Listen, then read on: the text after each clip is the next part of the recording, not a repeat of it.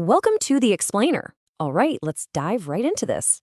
Today, we're demystifying MFRS 133 and making earnings per share adjustments completely 100% intuitive.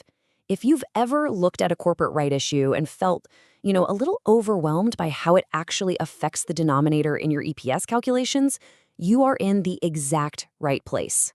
We're going to break this down so it makes perfect logical sense. Here's our roadmap to completely conquer this standard. We'll start by defining what a right issue actually is, uncover the hidden bonus element, walk through a foolproof four-step calculation flow, crunch a quick example together, go over the WANOS golden rule, and finally, lock in some essential exam tips.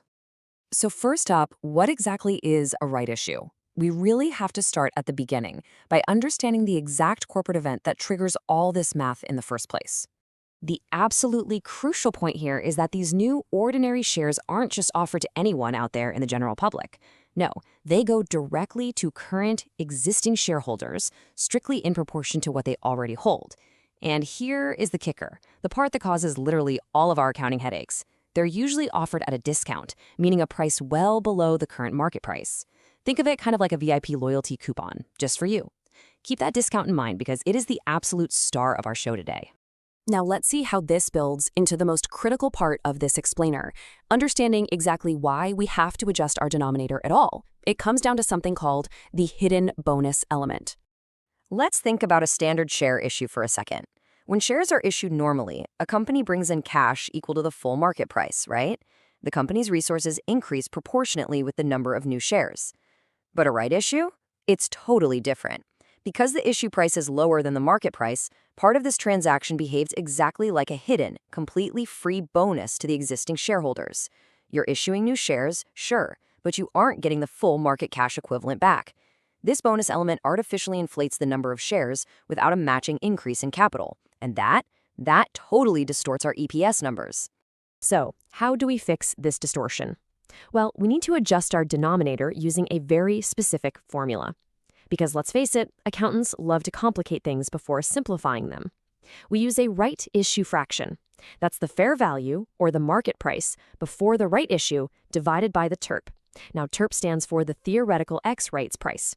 We'll look at exactly how to calculate that in just a moment. But for now, just know that this fraction is your golden key to neutralizing that pesky hidden bonus element.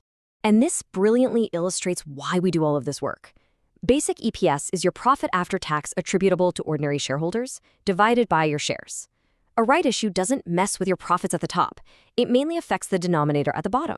So it requires us to adjust the weighted average number of ordinary shares, universally known to us as WANOS, so that our final EPS tells a fair, totally undistorted story. Okay, let's stop worrying about the theory for a second. How do we actually do the math?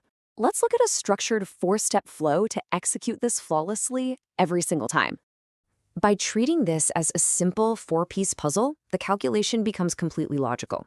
Step 1.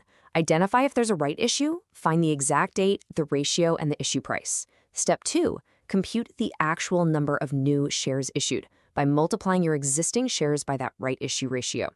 Step 3. Calculate your TERP. And finally, step 4, take that magic fraction we just learned about and apply it to adjust your WANOS. It's just 4 clear chronological steps. Easy, right? Now, let's actually take those 4 steps and apply them to a real-world scenario. Let's see exactly how the gears turn in practice. Imagine you're sitting in your exam and you see these specific numbers pop up. A 1-for-2 right issue, the discounted issue price is 1 ringgit and 50 cent. The fair market value right before the issue is 2 ringgit and 10 cent. So what's the very first thing we are actually trying to find to solve this puzzle? Ultimately, our goal is to arrive at the specific right issue fraction, which in this exact case will be approximately 1.1053. This is the exact multiplier we need to adjust our denominator.